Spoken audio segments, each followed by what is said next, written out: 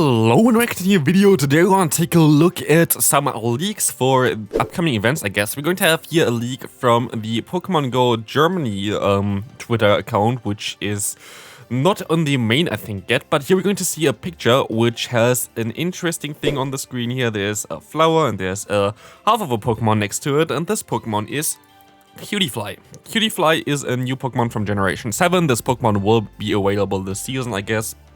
It's actually an interesting Pokemon. As you can see here, it's a bug fairy type. It evolves into a Ribombee, which is also a bug fairy type. Most likely just a normal evolution. I don't think they have anything special for the evolution, but yeah, this is the new Pokemon that's coming in here.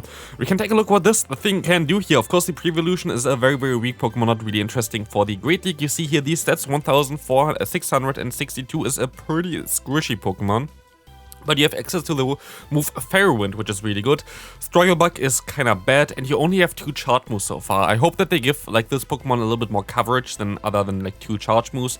Those will be, of course, a very high energy, very high hitting moves as well, as we can take a look on how good this is going to be here. Also, we're going to take a look a little bit later on how good Togekiss is. I didn't do a video about Togekiss Community Day yet, because I was away when the announcement came out, so like we're going to take a look at what Aurasphere can do for this Pokemon as well. But here we're going to take a look at Ribombee first. This will going to be a very interesting Pokemon. As you can see here, we can rate this Pokemon. Very, very squishy, but has some decent coverage and also very interesting typing. This typing allows it to double resist counter, which will be very decent for Medicham.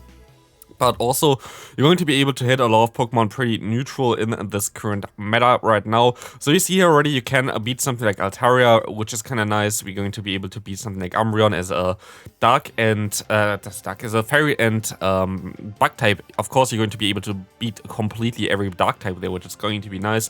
Other than Sableye, you're still going to lose against, which is kind of ridiculous because yeah, Sableye is just doing so much damage with the fast moves alone. That's the issue with having this squishy Pokemon. You really would like to have a bait move on Ribombee, sadly. But you can actually use it in the Ultra League as well. I think you need to have it fully excelled at level, at 100% IVs, level 50 here.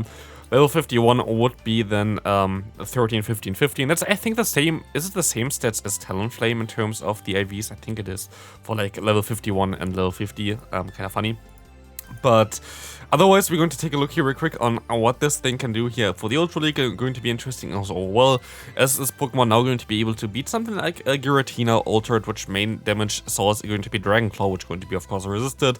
Against Rosian, you resist both moves, which is like usually Leaf Blade and also the other charge who forgot the name, Sacred Sword. Guzzlord, of course, you have Fairy type. Guzzlord is going to have 0 chance against you. Buzzwole, same for you. You're going to resist all the moves. Scrafty, you're going to be able to resist all the moves. But even against the Cresselia, where you should be able to have in general type advantage here, you're Bug type against the Psychic type, you're still going to lose every matchup other than the Zero Shit scenario, which is not really ideal for you. So, most likely, while it's cool that we're going to get a new Pokemon again, it's not going to be the craziest, unless they're going to give it some very decent bait moves. Like, if they don't give bait moves to this Pokemon, it's going to be a little bit tricky for this. I hope that it gets more than 2 charge moves. Seems a little bit odd, but there are also Pokemon like Redent, which also only has 2 charge moves. Like, they did this before, sadly. I hope that they give it more. Like, I really would like to see, in general, like 5 charge moves or something for every Pokemon that's released, and not like 3 as a norm, because it's like so bad to just choose between like basically 2 real options or whatever. Like, I would like to see more play for a lot of Pokemon by having a more different charge moves. That would help out, like would be very interesting, at least, as it gets like a little bit more interesting with the move pool that they would reuse here. But we can take a look now at also the Togekiss Community Day. Togekiss is going to get the move Aurasphere. Aurasphere is a 50 energy. Let me see, actually, I didn't even know how much Aurasphere actually is. Here we can see a comparison between Aurasphere and Flamethrower. Same energy cost, with like 10 more damage per like usage here, 55 energy, 1.81 damage per energy, which is a pretty decent charge move, not gonna lie. It's a little bit, it's a weaker version basically in terms of energy compared to Blast Burn. Blast Burn would be like 100 damage for 50 energy, I think. But it's a very decent move, like honestly, better than Flamethrower for sure. Issue is, how often do you get to Flamethrower with this Pokemon? Maybe once a game? And if then basically is the extra 10 damage going to help you to knock out an opponent? Most likely not, and that's also something that you're going to see in the calculations. Here you see Fairy Wind on the last one. I expect that we're gonna get Fairy Wind Togekiss eventually. I don't think it's too broken either. Like, I saw some people comment, oh my god, it's so broken, and like you cannot have it or whatever, but I think it's actually pretty fine. Maybe with Dazzling Gleam, missed that. Maybe with Dazzling Gleam it might be a little bit more broken. I don't know. But for Great League in general, also, honestly, I don't think a Fairy Wind version of Togekiss would be broken. It might be like meta relevant in Ultra and Great and Master League, but I don't think it would be very, very broken. But yeah, this Pokemon would definitely benefit from the fast move Fairy Wind. Otherwise, it's not worth it. If you have like already a Togekiss build right now, it's not worth it to use an Elite TM for that Pokemon right now, as this will not really improve it too much. I saved those Elite TMs. It's literally not really worth it for it. It's worth it to get some, like if you didn't build them yet, or like if you get good IVs for it, definitely build it. It's a better move than Flamethrower, but in like maybe from 100 games it maybe matters in one of those. Like, I don't really see that mattering at all in any other of them. Here we see a Fairy Wind version on the right side again.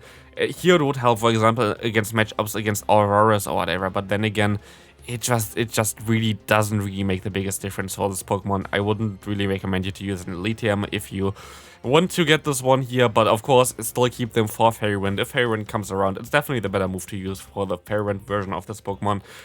But of course, we don't know when this is going to be the case, or if that's ever going to be the case, but at this point of time, it's not really a Pokemon that you have to get. But yeah, this is going to be it for the video. I hope you enjoyed it. See you in the next video, and have a great rest of your day. Bye bye.